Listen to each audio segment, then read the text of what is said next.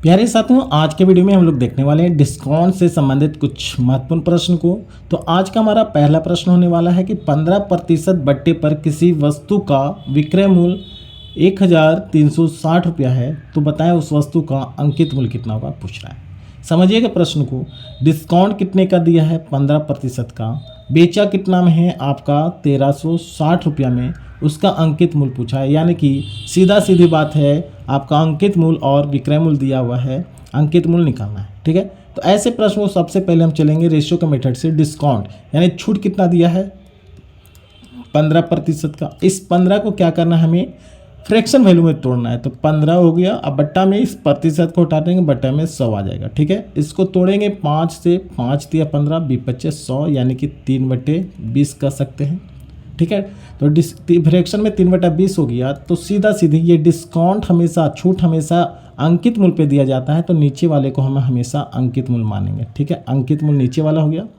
ये आपका डिस्काउंट यानी कि छूट की बात हो गया। छूट कितने हैं, 3 का है। ठीक है, तो मैं यहाँ पर रेशियो लिख सकता हूँ। MRP यानी कि अंकित मूल्य, डिस्काउंट यानी छूट हो गया, और SP यानी कि बेचने वाला।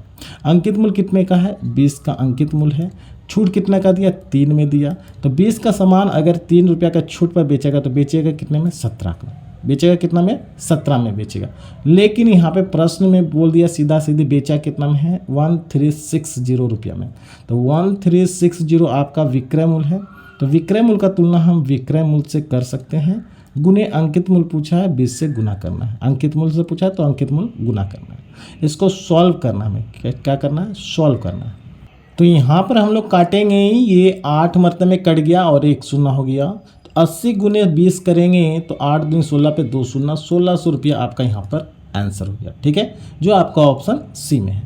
क्लियर है, उम्मीद कर रहे हैं आप लोग को समझ में आ रही है। प्यारे साथियों, अच्छा लगा तो आप कमेंट बॉक्स में S लिख के टैग कीजिएगा।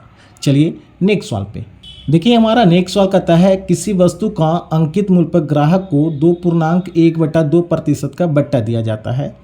तो एक व्यक्ति ने उसे 39 रुपया में खरीद लिया, 39 रुपया। तो किसी वस्तु को 2.1/2% का छूट दिया जाता है, तो 39 रुपया में खरीद लिया है। कितने में खरीद लिया है, 39 रुपया में आपका ये खरीद लिया है। ठीक है, तो वस्तु का अंकित मूल्य पूछा, अंकित मूल्य पूछा। तो फिर से वही बात है, डिस्काउंट आपको कितना दिया है, 2.1/2% को। इसको हम फ्रैक्शन वैल्यू में तोड़ेंगे तो 2 दूनी 4, 1 5/2 हो गया, और गुने प्रतिशत हटा देंगे, 1/100 हो जाएगा।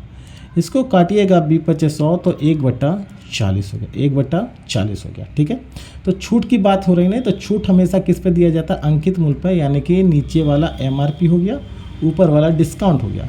रेशियो की बात करें तो MRP और डिस्काउंट की बात करें तो MRP आपका 40 है और डिस्काउंट 1 का है, तो बेचेगा कितने में, 39 रुपया में।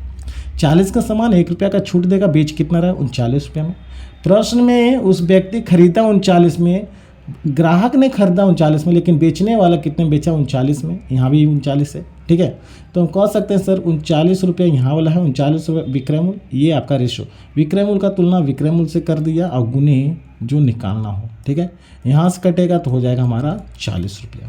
तो अंकित मूल्य हमारा कितना था, 40 रुपया, जो आपका ऑप्शन 1 में है। देखते हैं अगली सवाल। आइए, हमारा नेक्स्ट सवाल कहता है कि 11.1/9% बट्टे पर किसी वस्तु का विक्रय मूल्य आपका दिया हुआ है 3280 रुपया। तो बताएं वस्तु का अंकित मूल्य क्या होगा, पूछ रहा है। सेम प्रश्न, डिस्काउंट दिया आपका 11.1/9% को। 11 इसको तोड़ेंगे, 11×99, 100/9, और गुने प्रतिशत हटा देंगे, 1/100। ये कट जाएगा तो 1/9 आ जाएगा। ये आपका MRP हो जाएगा, ये आपका डिस्काउंट हो जाएगा, क्योंकि छूट हमेशा MRP पे दिया जाता है। रेशियो की बात करें तो MRP डिस्काउंट का, तो हमारा रेशियो पता चल जाएगा यहाँ से कि MRP अगर 9 है तो डिस्काउंट 1 का हो रहा है, तो बेच कितने में रहा है, तो 9 का सामान पे 1 रुपया छूट दीजिएगा, बेचेगा कितने में, 8 रुपये में बेचेगा। प्रश्न के अनुसार बेच कितने में रहा है, 3280 रुपया। 3280 रुपया विक्रय मूल्य हो गया प्रश्न के अनुसार। प्रश्न वाले ऊपर में रखना है, निश्चित राशि है। विक्रय मूल्य का तुलना हम विक्रय मूल्य से कर सकते हैं, गुने अंकित मूल्य पूछा है, तो अंकित मूल्य 9 है, आप गुना कर सकते हैं। ठीक है, यहाँ से काटिएगा, 8 चौके 32 हो गया, 8 एकम 8, 410 हो गया। इसको गुना कीजिएगा तो 3690 रुपया होगा, 3690 रुपया होगा। ठीक है, तो हमारा अंकित मूल्य कितना हो गया, 3690 रुपया, जो आपका ऑप्शन बी में है। उम्मीद करते हैं आज का सेशन आपको समझ में आई है। प्यारे साथियों, एस लिख के टाइप कीजिए मेरे कमेंट बॉक्स में अगर ये मेथड आपको समझ में आई है तो आज के लिए बस इतना ही। फिर मिलेंगे अगले वीडियो में, तब तक के लिए धन्यवाद।